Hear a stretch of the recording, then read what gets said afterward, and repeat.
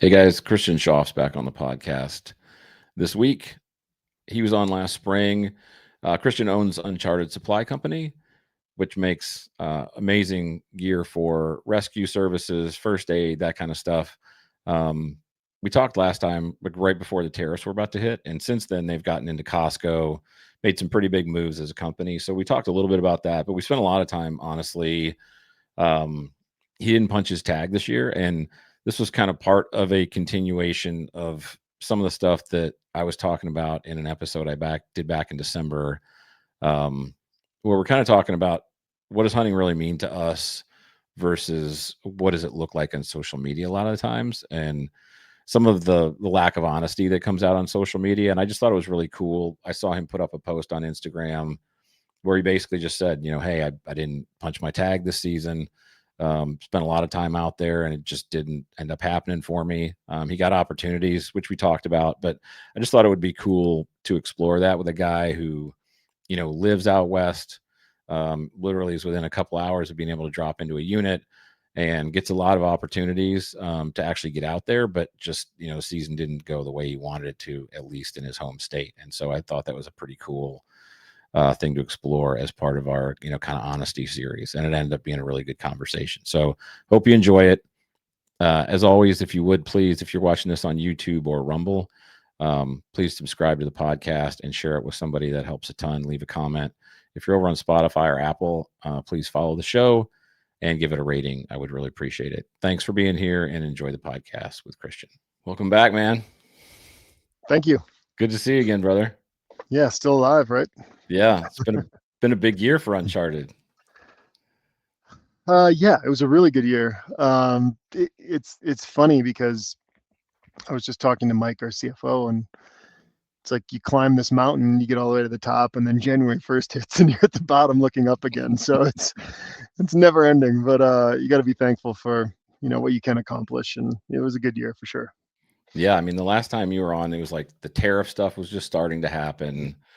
Not really sure how that was going to impact the business. I'm sure it impacted it to a certain degree, but then y'all got into Costco. When did that happen? Yeah, so I mean, the tariffs definitely did. I mean, we would have had a more profitable year without them, but I think we ended up in a good place. And I think, you're going to have those things. They happen to everybody. We got into Costco, boy, it must have been about November, maybe October. And that was an interesting one. We've been working on that for a couple of years. We went to this like Best of Utah showcase we got invited to, where it was almost like a mini Shark Tank. They had like 100 companies in this big area, like a big loading area. We all Mm-hmm. had a card table, and these national buyers like gave everybody 5 minutes. And a few months later, they called and said, "Hey, we want to do a first aid kit with you guys." And we worked on it for a while, and then it felt like we were close, and then the tariffs hit, and nobody knew what to do. And then it was like, "Hey, we're going to do 20,000 units or maybe 30,000." We're like, "Well, that's pretty good start."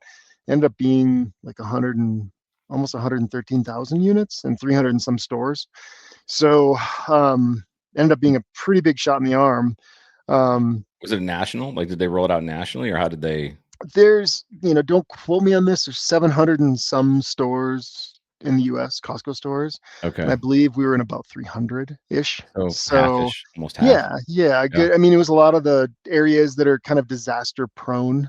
One of the Mm-hmm. challenges is that they put us in the pharmacy section, which Oh, my really? research shows that things turn in the pharmacy section about a tenth as fast as the rest of the store. And so, Why? Because then they we get in the labeled a first store aid and kit. Is that why it was there? Because they call it first aid or something? yeah, and we were working with the buyer that kind of controls that area, Mm-hmm. um, which is great. It's just that when you're building kind of an outdoor, it's an outdoor brand Yeah. type thing. It felt like we should be maybe more on the outdoor stuff. And so now, we've worked through this. It's a lot of problem solving. Like getting in is step one, and then, or maybe getting in is step 5 of 10. And then you got to figure out where's the right place in the store. Every store acts independently. How do we get those guys to move us over here? How do we, you run promos? It's not just a layup, and it took a huge team to get us here and get the sell through going. But we've been doing fairly well. I would say I wish it was selling faster, if I'm totally honest, but I think it's solid for our first time. And my understanding is this happens a lot. Our rep group said that some of their best sellers started really slow, and it just took the right messaging, the right positioning, the right time of year to really get it going. And I feel like, our numbers have kind of doubled over the weeks. And so I'm hopeful that this is a long-term partner because, man, it's huge and it's really nice. So we're excited about it. So have they moved? Is it still in the pharmacy section, or did you get it moved to the outdoor section? Every store is different. Okay. So Okay. So yeah, we so don't really know where it is exactly, depending if on the you store. if you follow me on social once in a while, I'm like, hey, if you're going to Costco this weekend, look for the kit and send me a picture of where I it did is, see because that. you just never know. I mean, some people are finding like, 4 boxes in a back corner somewhere. Some places have it right in the front and a huge display. Sometimes we're in the pharmacy section, and look, I'm not gonna complain because I'm pumped we're in there, and I think it's just a matter of figuring it out with Costco, and we're really proud to be in there. But um, yeah, it's just constant problem solving, but we're doing it. And we're doing a road show now. They're going to be online, I think, in a week or two. So, people that don't have a Costco nearby can now go online and order one. And then we're starting to talk to Costco Canada about expanding up there. So I'm hoping it continues to grow. And I mean, the product it should be $100 first aid kit. To be honest, if we were building this just as an inline product, it would be, Yeah. because we can't buy 100,000 units, right? So when you Hmm. do that, the prices go way down, and Yep. it's such an incredible value. And for people using FSA and HSA, it's free, right? You can spend your dollars on a really cool first aid kit. So we think there's a lot of opportunity there. It's just, working through it. What's it retailing for at Costco? $40. No, really? Yeah. Yeah. And I mean, to be transparent, it's made us look at like, How do you do that at scale, possibly? how do we do that with the rest of our line? And Hmm. how do we make sure that it's not kind of screwing up our other products, because we can't get products at that price when we're ordering 2,000 at a time or 1,000 at a time. So it's interesting, right? But Yeah, if you want to grow, you got to figure these things out. that's what I was going to ask you. Is like, I mean, your brand is so kind of well thought out in terms of what you want it to look and feel like, and it's very. I don't want to see boutique, because it's not boutique. It's a much bigger brand than that, but it feels very personal. So how does that mesh up with moving into a huge kind of arrangement with Costco? Like, how do you keep that? I'm sure there's been a lot of internal dialogue around how Oh, you keep the brand like that. How do you not lose the brand, I guess, is probably the way to ask it. yeah, a friend of mine who's a pretty interesting creative guy out in California. His name's Billy Parks. He always talks about human scale. How Hmm. do you keep the human touch and grow a brand? Because that's really where it's really cool, you know. So I think that's something we're solving for. And I've always believed that you can go to Walmart and buy Ford mud flaps, but you can't buy a Ford Raptor. So I think that there's This is certain true. products that I exist drive a Raptor, and somewhere. I could not find it at Walmart. Yeah, right. So I do too. So I think that I think some products are going to remain kind of special and in certain areas, and then hopefully the brand equity and the quality translates down to a $40 kit that we can sell at mass. I take a lot of inspiration from Yeti. They started with Hmm. $500 coolers, and now half of their business is mugs, right?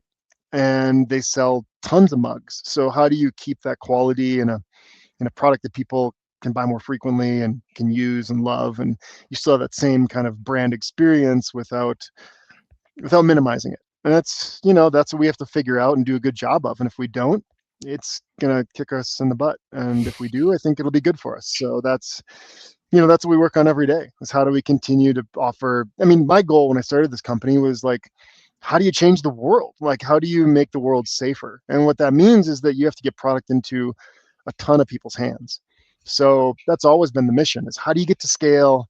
How do you provide a product that really works, but still everybody can afford? And that's the challenge. We're not trying to be Arc'teryx, and be, hey, we only sell to people that can spend $1,200 on a jacket. I want to put products in everybody's hand, but I want them to work. So, it's a lot to think about all the time, for sure.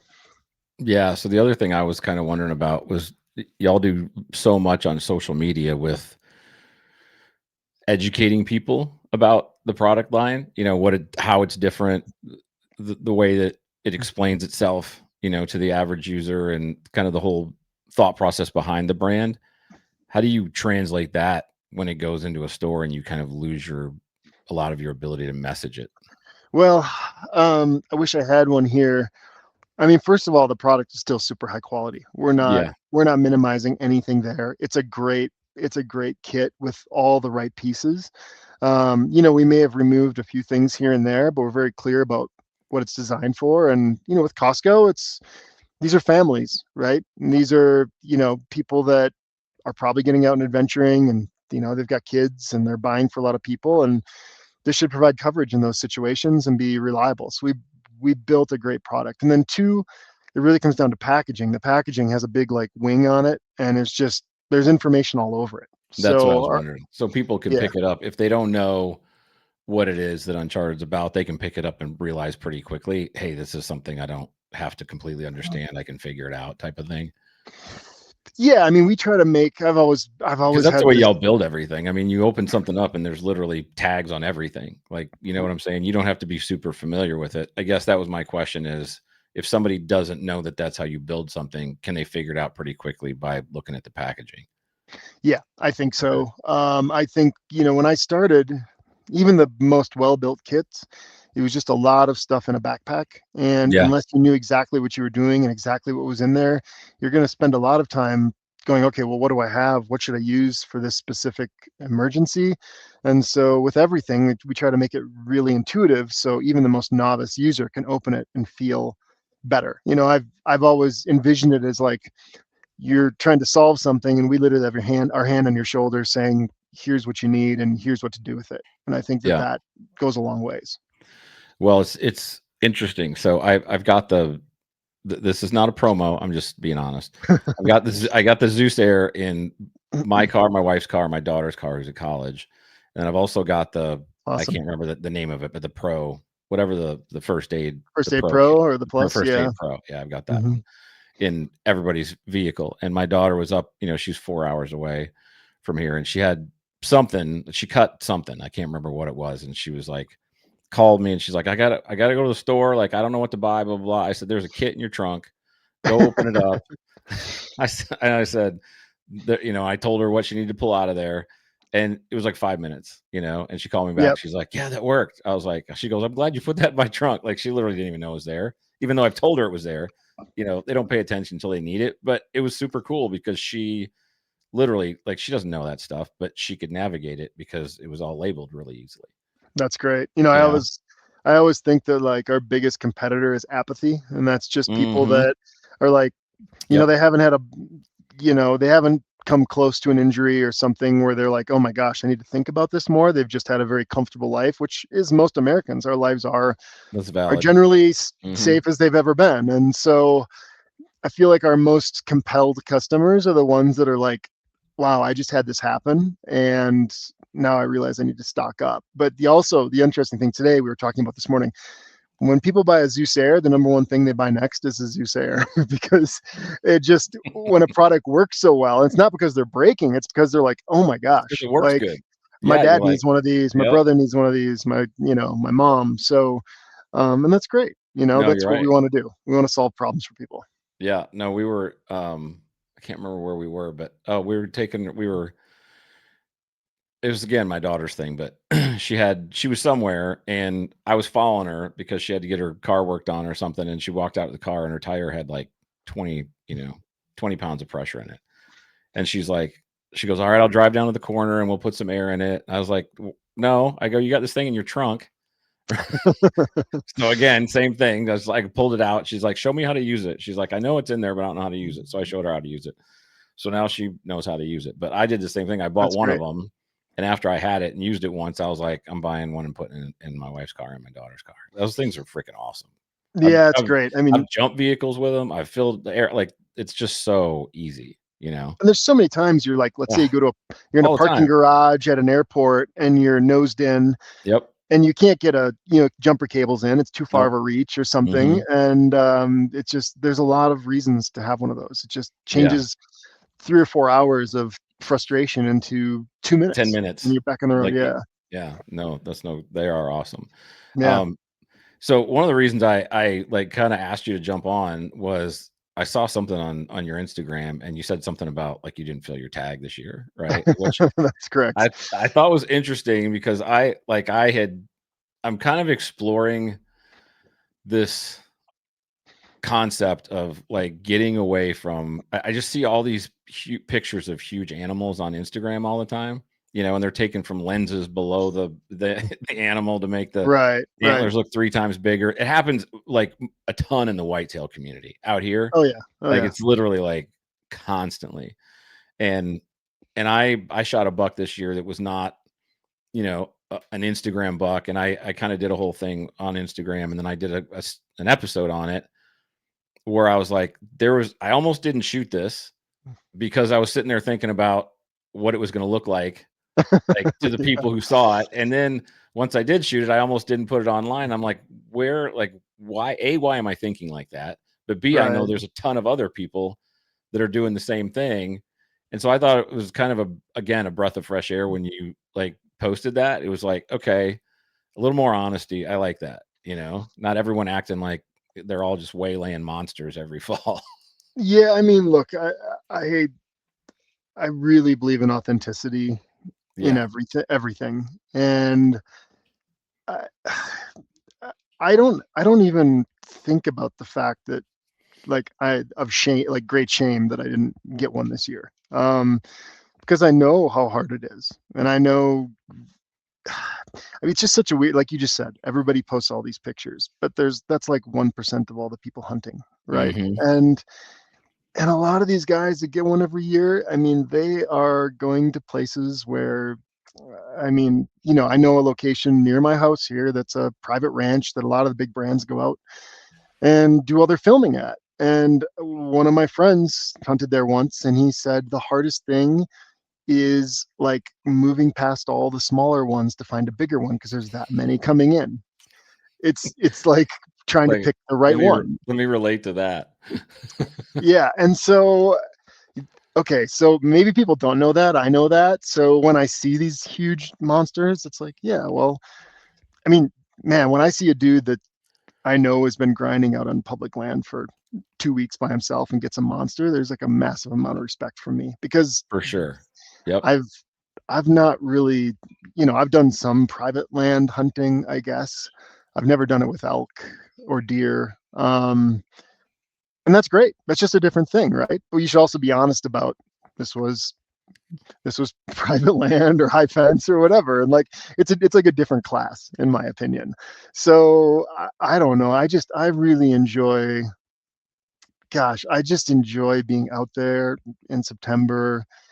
I love the excitement, and if it was as easy as going out and just shooting one on the first day, it wouldn't be that as exciting, like it's the journey. Really, it really is. Not to sound cliche, but the grind when it's been like 2 weeks straight of waking up at 4 a.m. and then going right after work and then going every weekend and just being so frustrated. And I think every time I've actually got one, it was when I was literally questioning my life decisions because I was spending so much time not getting anywhere. And then it happens. So I was I going to don't ask you, know. how many days were you out this year? Do you know? Oh, so And that I was, mean, you're probably going to say, but I'll just give a follow up so you can answer it within the same question. So I don't have to ask you the same question twice. But as much as you work, like, are you able to take large chunks of time away and go, or is it always trying to catch a 3-day weekend? Like, what does it look like for you? so usually I try to take, maybe a week during the season. I didn't this year because earlier in the year I went to Africa, New Zealand, and did a bunch of Hmm. hunting. And I kind of felt like that was my time away from the office, and we had a lot going on, so I wanted to be here. But I am very lucky that I have a zone near my house where I can get up super early. I can get into the zone. The elk either move through or they don't, and I can be to work by 8:30 or 9 o'clock. And That's and then that's after so work, incredible. Like, yeah, and then after work I can do the same. But it's, I mean, but I'm not kidding. It's like it's about 2.5 miles in, and it's probably 1,000 feet of vert. so you're And humping it. when you're What on time are you your going in when you're doing 20, that? like 4 a.m., Okay. and when you're on your 25th day in a row, it starts to get a little tiring, right? So while it's like super accessible and really fun, it's also like, that alarm goes off and it's kind of a cold morning and you're like, am I really doing this again? Then, I mean, then it happens sometimes. Yeah. So I don't know, man. I love it. I lose a bunch of weight. I feel like I'm a better person when I'm getting those reps in. And I have no problem with not being successful because I think if it was super easy, it wouldn't be as compelling. So I mean, I did a odd hunt earlier in the year with UltraView. They took a handful of us down. It was John Barklow, Chris B, myself, and Craig Francis. And I got one on the third day, like a big one. And John ended up not getting one. Craig did not get one, and Chris stayed a couple extra days and then got one. And those are really good hunters. And I'm not saying like I did better than them or anything else. It's just the way it fell, right? Like I found a ram that for some reason was walking with the wind to his back, following an ewe, and I was able to get into a spot and get a shot. And those guys didn't get that opportunity. Doesn't the success hasn't. I mean, I guess if you look at a pie chart, like a big chunk of it is luck, is what I'm trying to say. And you can do all those things to be really good, but if you're good and you're putting in time, that's a lot of it. But at the end of the day, there's still an element of luck that has to go your way, and that's kind of the fun part of it. It's like playing the lottery a little bit. So I don't Yeah. know. It doesn't bother me. I feel like a big chunk of it too is, and obviously I'm an East Coast guy. I've gone out west the last 2 years, but it seems to me like the guys that I know that live out there that kill every year. I mean, even that, like I know some guys they've got big Instagram channels, big YouTube channels, and one of them didn't kill till like day 27, like literally Mhm. 27 days in a row. Like they leave the first, 3 days Yep. before the first September, and he's a really good hunter. So, Yep. like you said, some of it's opportunity, and a lot of it's like you have to be there enough for the opportunity to present itself. Yeah. I mean, I think I'm a better hunter the more time I have because you're just getting more odds, right? Aren't we? You're Are just spending more yeah, time out there. that's exactly This right. year, this year I didn't have as much time, but I mean, I've killed the last, I think 4 or 5 years in a row. I got two last year, like in a week, one in New Mexico and one in Utah. Like if the opportunity comes up, I feel pretty confident that like my odds are good. And I mean, this year I, uh, I actually, there was a, I decided, if you saw my post, I decided I was going to try to shoot a bigger one because historically I've been like any bull in public land, I'm good to go. And this year I'm like, I'm going to try to get a bigger one. And I passed on a few little ones early, and then I So when you say found little, what does that mean to you? like raghorns, Mhm. just smaller bodied, 2 or 3 years old kind of thing where Yeah, I could have shot it and been like, hey, check the box. I'm But good. Right. yeah, but I was like, I don't know, maybe I got a little cocky or something, but What I were was you like, I'm holding gonna. on for? Like, did you have a specific thing in your head, or was it just like, I'll know when I know? I've never scored one ever. Mhm. I think the ones that make you shake when they bugle 60 yards from you and come in and they stink, and that's different than like a little raghorn satellite bull that's kind of cruising through and feels a little dumb, right? Mhm. But I found this group, and I can't remember the exact number now, but for about a week I was on these guys, and I mean I'm talking like boots off. They were in this really thick area where I was within 40 yards a couple times, within like maybe 25 yards twice on this guy, and I couldn't get a shot. I mean, it was just, you could see his antlers, you could see him lift his head up, couldn't see the body at all. Timber, And was it like really thick timber, or what like was the scrub oak and okay. aspens and pines Mhm. and just a very steep hillside. Yep. It's a kind where like you're stepping down, you're actually stepping into the root systems, and then you'll slip on those. And it was a challenging environment. And um, I finally kind of was trying to figure out where they were going in the morning and the night. And then one morning I went up and I laid in bed that night and put a pin on a map, and I'm like, go here. And it's like pitch black when I'm going out there. So I hiked to that pin and sat, and an hour later they came right to me. I think I took 3 steps and then I shot. And he was 31 yards, but it was still really thick. I thought I had a lane. Um, you know, I heard it hit hard. He had blood on his shoulder. He stood there with his head down. He swayed a little. He came back towards me to like check on two cows and never lifted his head again. And then everybody kind of got spooked in the herd. There's probably 20 elk. They kind of started trotting off, and he trotted off. And I followed blood for about 200 yards, really good blood. I found my arrow at 18 inches of penetration. I'm like, I'll come back later. He's got to be over here. And looked for 3 or 4 days. That blood trail just flat out stopped. And I found him, maybe a week later, just fine it was a real high shoulder hit. And he was just cruising around like nothing was wrong. So, I don't know. They're I said freaking tough animals, aren't they? yeah, I said in my post, Dang. like either I made the worst shot of my life or I hit a branch. I'm going to believe I hit a branch because Uh-huh. I shoot a lot. And I think 31 yards on the broadside of an elk, usually I'm going to be pretty lethal. That didn't happen this time. I don't know. I mean, it happens. I have a buddy that's a guide, and he said, dude, he's like, I had a client one time, he shot at 100 yards with a 7 mil, shot that elk, and we went back to camp and then came back out, and he's like, we found that thing 2 weeks later just fine. He's like, crazy things happen. So I think you hunt long enough, it happens. And it's not my first time, but I don't know. I mean, why not be honest about that? It is what it is. It's I sent an arrow. It didn't do the job. I got to buy beef for about 4 months, 5 months this year because I'll be out. So, Is that the only one is that the only shot that you let go the whole season? yeah, I was at full draw twice more.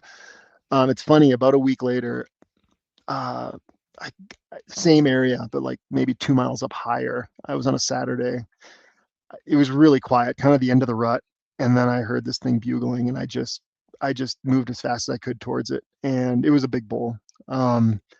And I got to where I could see the tips of his antlers. He was uphill from me about 40 yards, and I'm like just crawling in on him, and he's going nuts up there, just standing there bugling. And I get to about 40 yards, and I'm either going to need to go to him or he's going to have to come down to me because it's just you can't see anything but the very tips of his antlers. And I hear some noises to my right, and there's two cows and a raghorn coming up below me where my wind's going to hit them. And I'm like, oh crap. So I kind of, got myself hid before they came in, and the two cows stepped out, and the bull was behind this, like what I would call a Christmas tree, just a little pine. Yeah. And he had like right up to his neck was sticking out, and it's right in my wind, and he just stopped and looked at me, and I was at full draw. And I had a friend with, and they said that I was at full draw for like over 4 minutes. But I got What to the weight are you point where I was pulling? 80 pounds. You were at full draw on 80 pounds for 4 I was minutes. I was starting to get like Holy the speed wobbles, I bet you were. and I'm like, either he has to move or I'm going to move, and he's not going to move. So I tried to take a step to my right, and then he turned and tore off, and then the big bull kind of followed him out. And if I hadn't shot that bull earlier in the year and had that experience, I probably just would have let one go and see what happened. Mm-hmm. But there was no way I wanted to injure two this year, so I never let that arrow go. But and then I had another time. My dog Baron has passed away since, but he actually was pretty fun to hunt with because he didn't bark or make any noise, and he was getting old, so he just followed me. And it actually, I kind of believe it sounds like footsteps a little bit, like animals. That makes sense. It was probably do you usually hunt by yourself? Like, is Yeah, it mostly? always. Yeah, Okay. always. That would probably be really, really cool to have your dog with you. It's just If like you said, if he didn't bark, like you'd have a yeah. companion, but you'd still be able to kind of do your own thing. You don't have to worry about anybody else. You kind of got the best of both worlds. I've read the rule books, and it says you can't have a dog aid you in hunting, and I think I could pretty much show somebody that he's not helpful, right? Mm-hmm. He's just hanging out. Right. He was just a big old homie that liked to come with. So sometimes I would take him, and there was a time I walked up on a raghorn, then after that too, that was just standing on a pond drinking, and I was like, oh, he's kind of small, but what the heck, and I knocked an arrow, ranged him. I think it was about 45 yards or something like that. Bull had no idea we were there. Perfect shot. And then my dog just had a sneeze attack, and Started, that bull spun and looked, and he was gone. And so those were my chances this year. But I don't regret it. He's gone now, and I'm going to cherish those moments of having him with. So it's all good. But a lot of people tell me don't take your dog because that's what's going to happen. They're right, but I I did. would imagine. Yeah. Yeah. So you've been hunting for a long time. Is there any point, like, is there ever a point during a season like that where you get really down about it, or is it just one of Mhm. those things where because you've been doing it for so long, it's just kind of part of it and you get it? Yeah, I, I think as long as you're still having some action, you're like fully in the game. It's when you start stacking days of not seeing anything or not really getting close that it's like when you go fishing, right? Like I've always said, I'm a really good fly fisherman if like one of my four things I know how to do works. And, like some people can like, look at the bugs and like our CFO here, he's really he can catch fish on days I can't. And if you ever spend a day in a river where you don't even have a bite, it feels like you wasted it. I mean, for me, it just feels like it's like frustrating, right? I think it's kind of the same with elk hunting. You just start wandering around the woods for a weekend, you don't see anything, and it's frustrating, but it takes like one bugle to like get you back in the game. So I think we all go through that. I don't know. I just try to remind myself that anything can happen at any moment, and you're not going to kill them on the couch. You got to be out there. You got to keep moving. You got to keep your head in the game, and things can happen. So yeah, there's times where I'm super annoyed and frustrated, but that's the game, right? That's what we do. Yeah. So did you rifle hunt at all, or did you just bow hunt the entire season? So in Utah, you have to pick one or the other, Oh, really? You don't and have you yeah, don't have seasons that you can roll into, huh? no, not with elk. Interesting. You get one tag. So I always pick bow. I mean, I've rifle hunted other years, and I did rifle hunt down in New Zealand. Mostly bow. I bow hunted only in Africa, but I did rifle hunt. I shot a stag in New Zealand, and then I shot a tar with my bow in New Zealand.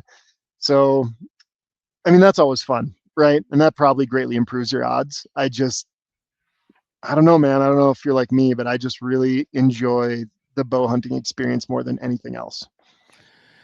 Yeah, I haven't, and it's not like I'm not trying to prove anything to anybody, but I haven't pulled out a rifle in I don't know how long, and I think part of that's just because I'm trying to become better bow hunter, and I know that you only have so many days out there. Right. So, Right. eh, but I figure I can rifle hunt when I'm older and I don't want to climb those 2.5 miles every morning, right, like you can shoot across the drainage. yeah, yeah, like Yeah, and we always joke it's getting groceries when you're rifle hunting. And I know rifle hunting can be harder, but I've definitely had some times where it's like, okay, I mean the gear is so good, right? I it is. mean, It's sweet. the Yeah, ballistics and everything. It's like, oh, what's he 623 yards, click, click, click. You just get steady and go look at your animal.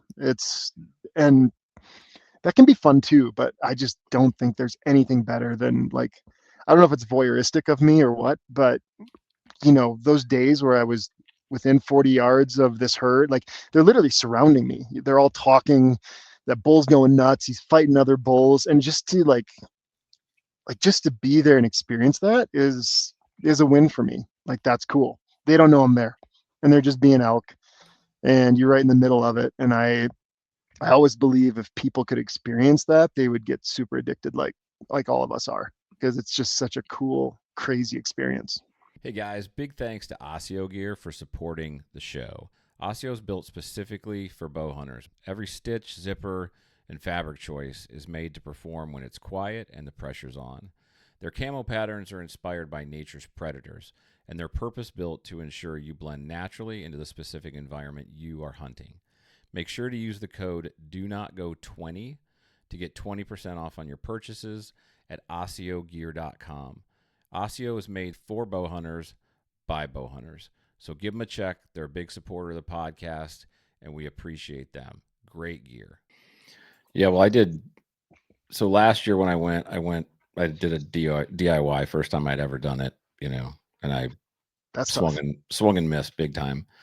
And then this year I went out and I went guided on private, but it was open. There was no fence. Yeah. So it was like 30,000 acres of private, and but What it was state? in Colorado. Okay, cool. But it was very cool. Um, it was a valley between two big mountain ranges, and I guess there was a big herd of cows that basically live there, right? And so when the Hmm. rut kicks in, the bulls come down out of the mountains, and it was like you said, you got to see elk being elk. Like you Yeah. literally, there was two really good sized bulls, that we were kind of working one or the other, trying to, and then like three other satellite bulls. But it was just Hmm. really cool to watch them, and you said there were certain times where we would get within 40 yards of 40 cows and a bull, like just screaming his head off, and getting trying to get him up off the ground and move him around. And I got to see the two big ones like duke it out, and it was just so freaking cool. Like I was like, how can you do this and not ever like not want to do it all the time? It's really fun where I live. I mean, if anybody follows my Instagram, they see elk pictures like almost every day because I'm kind of up on a hillside, and down below is a neighborhood called the Preserve, and it's an animal sanctuary. And there's probably, my friends and I have estimated 300 or so elk that just live there. And we're talking, I mean, there are some giant bulls in there. What's fun is like I can't go in the gate of the preserve, but there are running trails that go through the preserve. So I will literally, after work, like, outside of hunting season when they're still rutting and they're still doing whatever, I'll just go run down there and take a call and my binoculars and just, I don't want to say mess with them, but just learn, just watch Practice a them. little bit, watch them, Yeah, sneak in call, on see how they them. respond to it. Yeah, and Is it's it fun. I'll take fenced? Is that area no, fenced? no, it's No, not fenced at all, but they it's just just live there. yeah, it's a bunch of really big homes, and they've never been hunted there, so they just stay there. But I'm Hmm. talking like really, really big bulls. Like probably, I think there was probably 7 or 8 bulls that were probably 350 or bigger. Just I could find every night from my balcony with my binoculars, and if you wanted to run 2 miles, you could walk right up to them. They don't care. They just let you, so they don't migrate out of there. They don't move at all. No, I saw them this morning. They're still Wow. there. Yeah. That's kind of like I can't remember. No, somebody sent me a picture of or a video. Like basically, it was like 5 degrees out. He was in a tree in Missouri, like freezing his behind off, and this freaking 170 buck was laying down in the backyard of his house that his wife was shooting a video and sent it to That's him. totally it. My mom always says that. She's like, I just find it so funny that you spend all this time hiking around and they're right here. I'm You're like, like, they won't let me kill him there, ma. yeah, yeah, It doesn't really work like that. no, no, but it's fun. And they're cool animals. I love it. And so when uh, do you ever feel any social media pressure at all? Like, does that bother you in the least when you like see other people stacking them up and you have a rough season like that, or does that just like kind of roll off your back? I get a little jealous sometimes. Yeah. I mean, look, would I We're like to go human, hunt right? I mean, those private ranches with huge bulls? I would love to. Do I have the money? No, you're not getting the invite on those. I have not yet. So, I mean, I've been blessed to do some really fun things, but I haven't gotten that invite yet. But that's okay. I think I'd rather shoot a small one on public land, like on my feet, than go somewhere where a guide knows where they are and walks me in. Hmm. Honestly, but that's just kind of my mentality with everything. I like authenticity. I like working hard for something. I think it feels better and it's more meaningful when you do that. So yeah, I mean, do I have some jealousy? For sure, but also I I don't know, man. I've never like tried to build myself up as like I really know I really like I don't know how many times during the year I'm texting, Remy Warren or Jason Matzinger asking him questions like, what would you do here? I'm frustrated. Like I can't figure this out. Like I'm never gonna come across as a guy with all the answers. I'm just a guy that loves it and I've figured some things out and it's really fun for me. And I don't know. I think just being real is like I think people appreciate that. And I honestly I just want to be like a real person in all things. So Yeah, I'm not trying to pretend. I think that's good. I mean, I think that's. I mean, that was one of the purpose. That was one of the purposes of that episode that I did is just trying to. I think break through some of the illusion because I think so many people are making a living off of hunting now that whether they're like you said getting dropped into a big ranch, that's high fence or in whitetail world, um, you know, a farm that's got two close to $200 on them or something like that, and they're just Right, waiting for a phone call. You right, know, right. like I know a couple guys that that's their business. They're in that industry. They've they know somebody that's got a farm in Kansas or they know somebody that's got a farm in Iowa. Hmm. And when the rut kicks in, they got cameras everywhere. And when a big one, rolls in, they get a phone call and they get on a plane and they're up there the next day. Yeah, and You know. look, if that's your fun, I mean, that's a bit of a puzzle too, right? Like I know a lot of guys, I have friends that do that too. They have 400 trail cams, Hmm. and I'm never going to do that. But that's a different type of hunting. Like that's using different skills. That's like gritting things out and patterning animals and learning things. And so, like, good for you, man. I mean, Hunting through I think, analytics. yeah, yeah. I mean, really, it Yeah. is. I just think people should like, it should just be fun. Like, it doesn't. I don't know why it has to be such a big pissing contest all the time. I think with anything people love, there's always going to be. I mean, that's human nature. There's competition, right? Everybody wants to be the big bad guy, but I think we all know that it really comes down to time and access and Hmm. a certain set of skills, and then luck is always going to be a factor. So that's my You take. know, Mark Kenyon over at I think he's his thing's on Meat Eater, Wired to Hunt. Do you know him or not? Ah, that name is familiar. Yeah.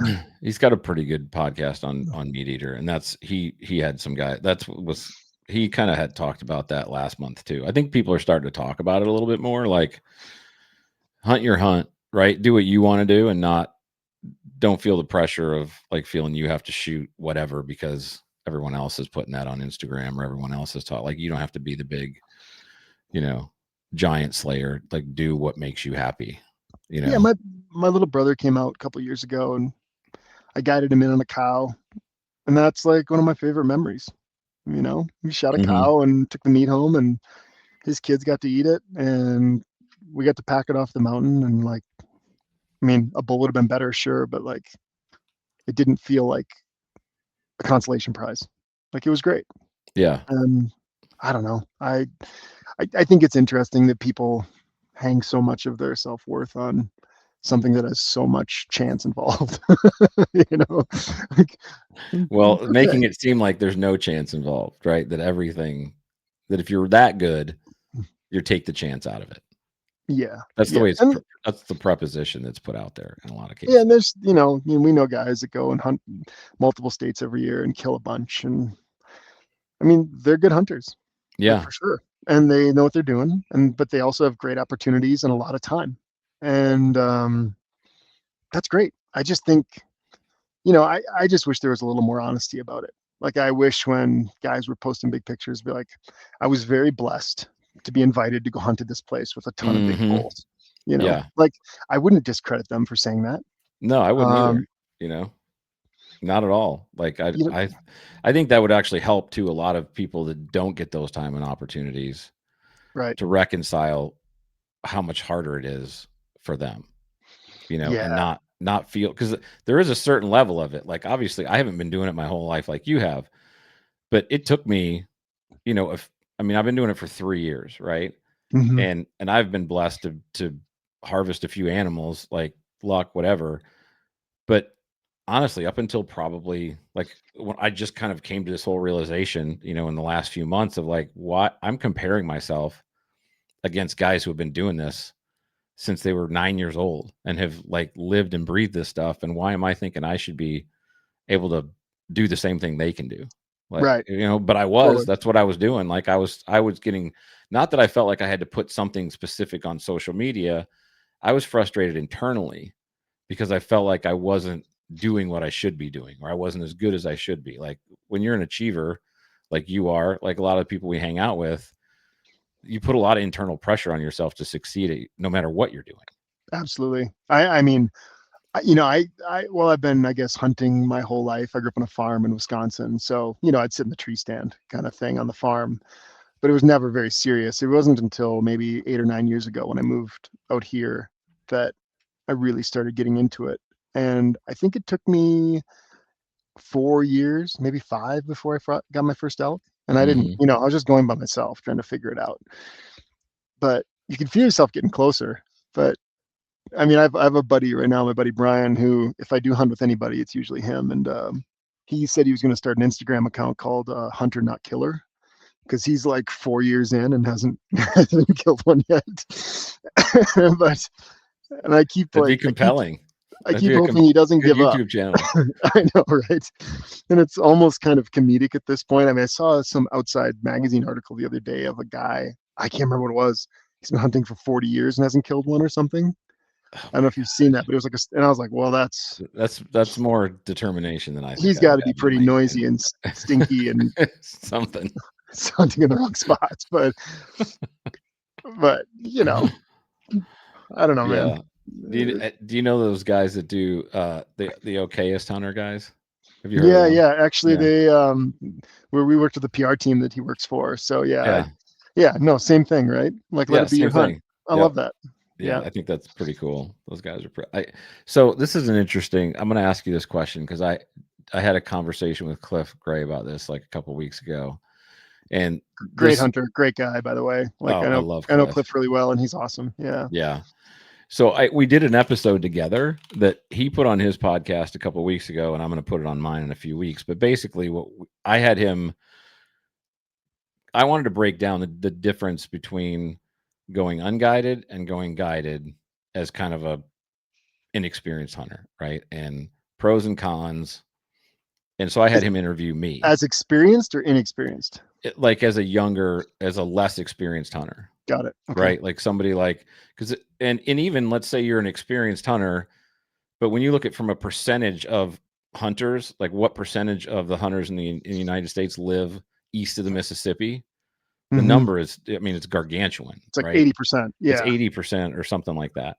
And so the majority of those people have not hunted out west, but there's an increased, interest in it. More and more people are doing it, but it's a completely different game from what most people are doing. Like you said, you grew up in Wisconsin, you sat in a tree, right? Completely different thing when you got west. And so my question to Cliff and what we kind of explored was, if you are not experienced out west, you're not experienced hunting on the ground, all the different things that come along with the elevation changes, understanding thermals better than it's becoming more of a conversation out here, but it didn't used to be as much.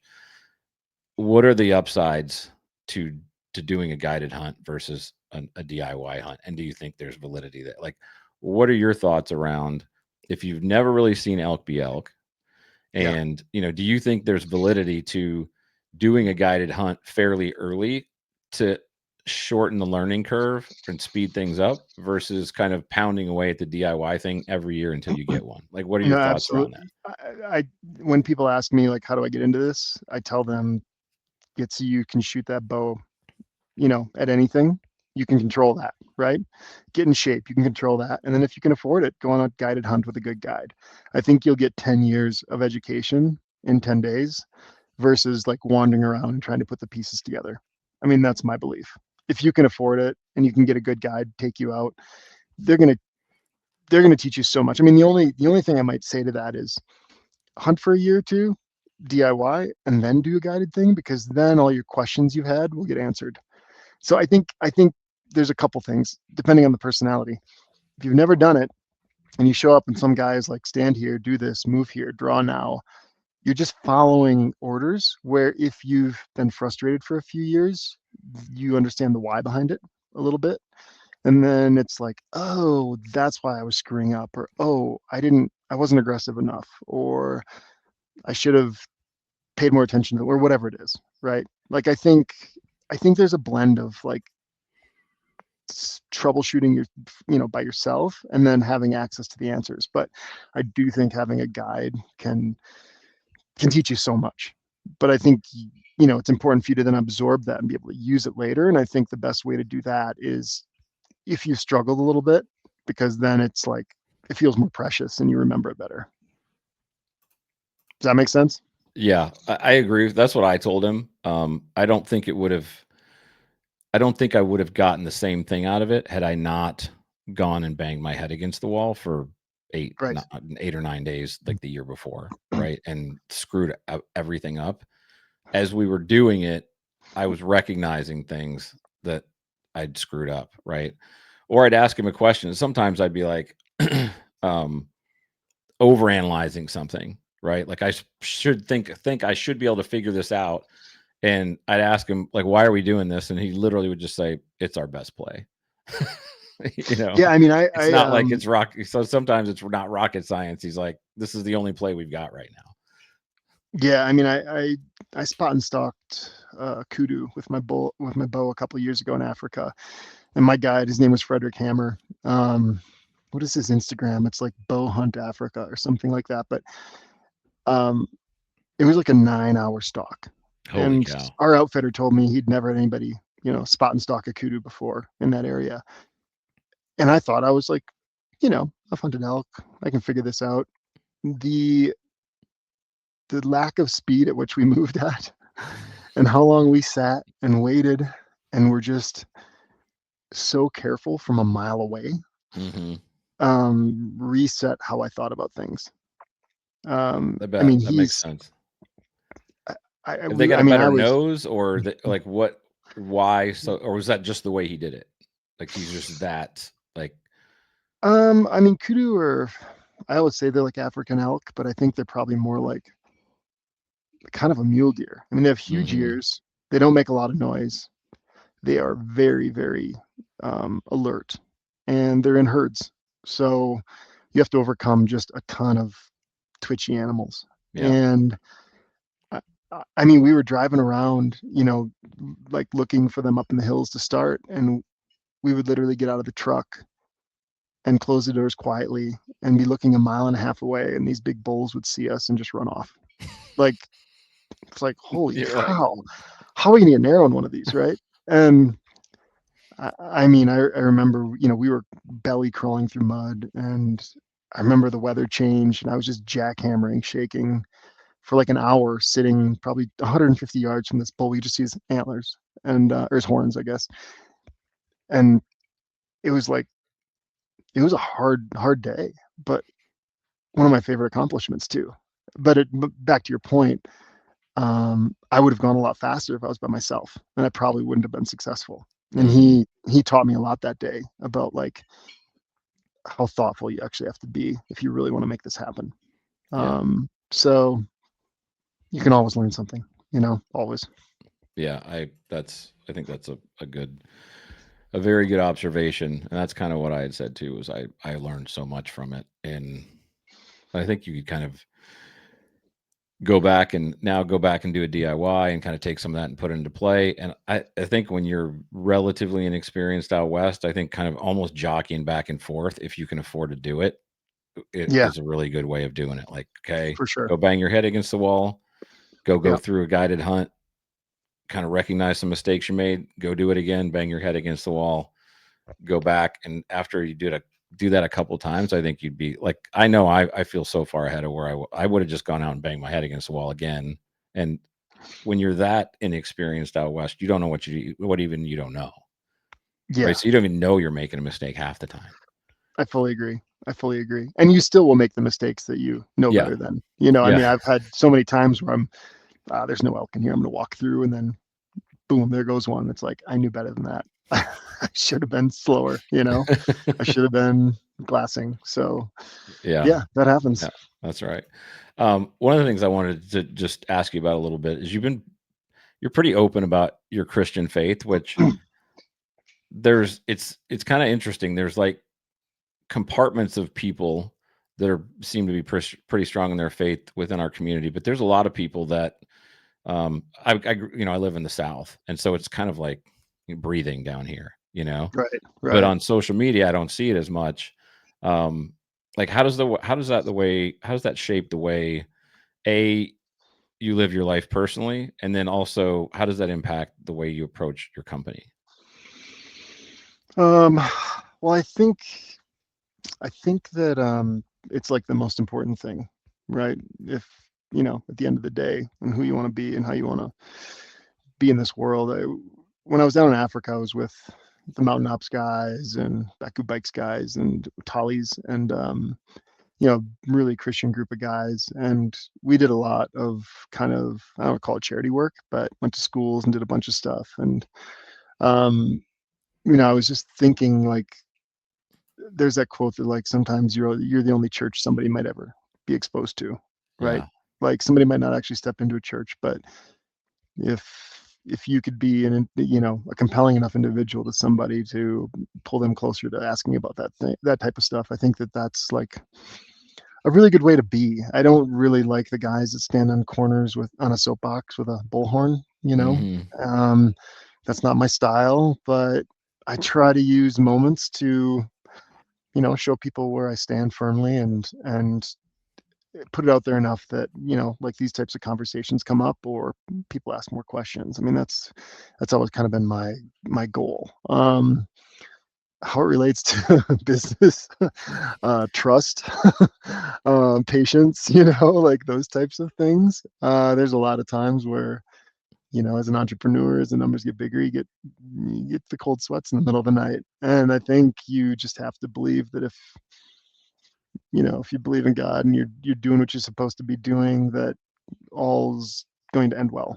And you have to trust the process, even if it doesn't make sense in the moment. I mean, my life is great. I love my life. There's a lot of things in my life that I don't understand. I'm 45 and single. It's like, how did that happen? I don't think I did anything materially wrong. It's just like, what path am I on here? Like, there's a lot of patience. I remember having a conversation with a female friend of mine probably 10 years ago. And she's like, yeah, God's got us on the scenic route. Well, she's married with 3 kids now, and I'm still on the scenic route. And so why is that? I don't know, I don't know. So, I don't know, man. I mean, I think it's an important thing. I think it's something I want to be proud of, but I never want to be forceful in a way that it pushes people away, like two magnets of opposing forces, and it just moves them further away. I want to be somebody that hopefully can lead by example, and that does the job it's supposed to. I mean, you definitely don't come off that way. It's very subtle, but also not. It's not like you're hiding from it. Um, so I'm like 12 years ahead of you, and it's been interesting for me how much I've kind of slowed down in the last Mm. like 4 to 5 years. Not because I want to slow down, but I feel like, I guess this is a roundabout way of me asking you, like, when does your faith give you boldness, and when does your faith tell you I need to put the brakes on a little bit? Because always been one of those guys that I kind of like will things into existence, Yeah, through my same. businesses, all that stuff. Hmm. Um, and as I look back, as I've gotten older, I recognize there's times that I've done that I shouldn't have, and I didn't pray about it. I didn't really put any of that in the middle of it. I just was like, this is what I want, and I'm going to go bang the door down. Like, do you recognize any of that yet? Or are I you think pretty I, much I still think like super dialed on what you want to have happen? I think about it. Yeah. I'm never quite sure if I'm doing the right thing or not. When I think about this business, it's like we're in too far to turn around. so, For sure. so I think that path's pretty clear, right? Because if this doesn't work out, I'd probably go flip burgers at McDonald's for a while. Yeah. So like, For you, it'd be more like, how fast do we want to scale? Like, is this the right partnership? Right. Like, those are the kind of things that when you've got yeah, an alpha personality like you do, it's kind of like, more is better. That looks really good. Let's go I mean, you're yeah. probably more mature than I was at your age in terms of making those decisions, but I was always kind of like, how fast can we do this? Well, I think they And always not say, blow like, up. you become like the 5 people you surround yourself with the most, Yeah. kind of a thing. And I've really worked the last few years to just have really trustworthy people around me that I believe in, and I think we're aligned on who we're supposed to be. And then you talk and you ask a lot of questions and you think about things. I've definitely cut people out of my life in the last few years that were like, call them close friends, because I realized, like, I don't want to be that person. Hmm. So I think that's a big part of it. You got to keep your circle small, and you got to be open to talking and receiving feedback and looking at things in different angles, and hopefully you make the right decisions. I don't know if I have a clear answer for that. Yeah. My goal would be to, I mean, like, wave a magic wand, we sell this company for a ton of money, and then I could do a bunch of good in the world with that money. I mean, that's what I would love to do.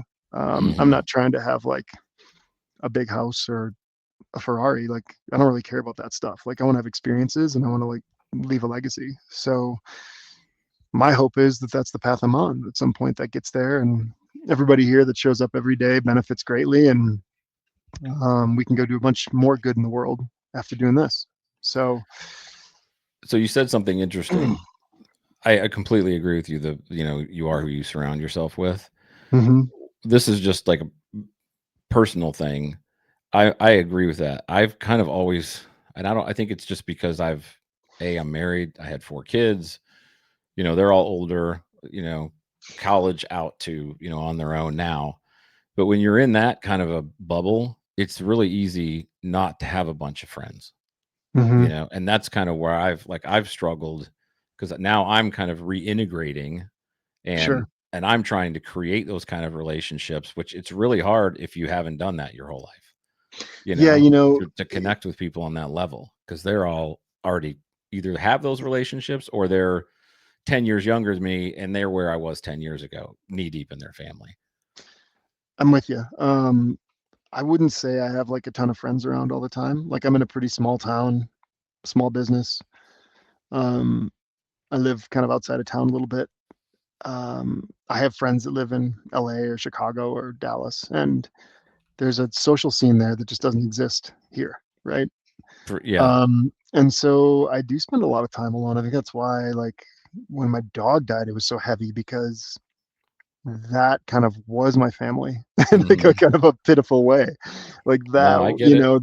that's like Yeah. who I spend a lot of my time with. I have work, and I have like church and working out, and you know, a couple hobbies, and that's what takes up a lot of my time. So, Are you any know, of those five, like that tight circle of yours, are any of those people in like local to you? Are they all like kind of all mm, over the place? well, it's probably more than five. I mean, when I think of that kind of in different ways, like here, like, my team is great. The people here Hmm. that show up, the guys on my team, like, I really like them and trust them, and I think we do a lot of good work together. So I interact with them a lot. When it comes to like really close friends, most of them are in different places, um, all over the country. That makes it hard. You have to be intentional about, it's weird for a dude to call another dude to talk or to chat. But I've learned to do that a little bit, and to make time to like go hang out with them and just do stuff. So how do you do that? Like for somebody listening to this, which this could be a very foreign concept, because you have to be super intentional for that to happen, right? That Mhm. doesn't just happen. And sometimes, especially in the beginning, it's not super easy to pick up the phone and call somebody and say, "Hey man, I need to talk about Yeah, something that's really yeah. important to me," right? So how does that start? Uh, well, how does it start? I think it gets easier the more you do it, for sure. But I think if you have a pattern or a routine of chatting once in a while, then it's not like you're picking up the phone for an emergency all of a sudden. I need to talk to somebody for an hour. Hmm. Like my buddy Brent, who's out in North Carolina. Like, there's a lot of mornings I'll drive to work, and he'll call or I'll call, and talk about business, talk about hunting, talk about family, whatever. Um, my buddy Andy out in California, just a lot of times just sending text messages back and forth on what's going on and how do you think about this, or should we go do this? And then if I really need him, it's like, hey man, it's not like you just call him out of the blue for the first time in 2 months. Sure. So I guess that's what I do. I don't know if that's perfect, but that's kind of how I approach it. I also try to, I've been more intentional. This sounds silly, but like I've been more intentional this year about like being like publicly thankful for people, like when it's their birthdays, like posting something, saying something. I think everybody needs like a pat on the back or a cheerleader once in a while. And I think especially people that are, in trying to do hard things in life, or maybe living more isolated like me or something like that. So I try to just be more communicative around like, hey man, I appreciate you, good job with this. Like, how are you? Checking in as well as just BSing. And I think that just all helps. Yeah. You know who Joby Martin is? Have you ever seen any of his stuff? I don't think so. He's the pastor of a church down in Florida, but he's as alpha as you get. Like, used to be a power lifter, bow hunter, but he Hmm. runs with his church has just exploded. Like Tebow goes there and a bunch of guys, and just a real like a guy's guy, but also super super like fundamentally strong in biblical principle. He just wrote a book that said that it's called "Stand Firm and Act Like Men." It's all biblically based about how to be great husbands, great fathers, like great members of our community. Biblically based. One of the things he said in there is that he's like, we're not hard to figure out as men. We're like dogs. Like, all you have to do is rub our head a little bit and tell us like what a great job we did, and we're pretty happy with that It goes a long relationship. way. It goes Yeah, a it lot. It does. does go a long way. Yeah, it does. So what's Yeah. right now, like when you zoom out, what's something that you're trying to get better at as a man and not a business owner? That's a good question, man. Um, I think I think I've always been pretty disciplined, but I'm trying to be more disciplined. I find myself, especially this time of year, skipping out on uh, like going to the gym at night because it gets dark. Like just doing things that because I believe in like habits and routines. They build who you are, right? Yeah, I agree with That's you. probably not the answer you're looking at, but like holistically, it's like when you hold yourself to a standard and it kind of goes across all aspects of life, like that's a powerful thing. So It's a superpower. yeah, so like Honestly, that's my wife tells me, like, she goes, "Your superpower is you can make yourself do stuff you don't wanna do." right, One of my daughters has that superpower, but you're yeah, right. It kind but of builds a it's foundation. also it's a habit. It's not something that you You're just like right. have one day. You have to like Nope, build that muscle. So you yeah, do. that's a big thing for me. I'm trying to do more things with the church. I'm on the security team now, which has been interesting.